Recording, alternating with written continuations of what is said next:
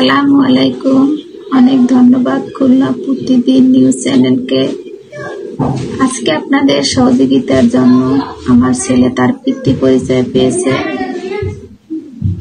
আমি এবং রাকিব হাসান মারুফ আপন মামাতো ফুফাতো ভাই বোন। পারিবারিকভাবে আমাদের বিয়ে হয়।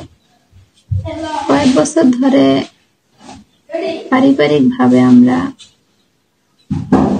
শান্তিপূর্ণভাবে বিষয়টা সমাধান করতে চেয়েছিলাম, কিন্তু না হওয়ার কারণে আমি খুলনা প্রতিদিন নিউজ চ্যানেলের কাছে আসি।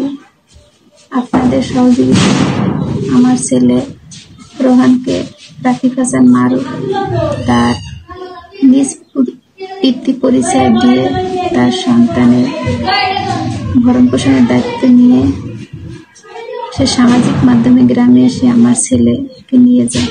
আপনারা আমার ছেলে রোহানের জন্য দোয়া করবেন। আসসালামু আলাইকুম।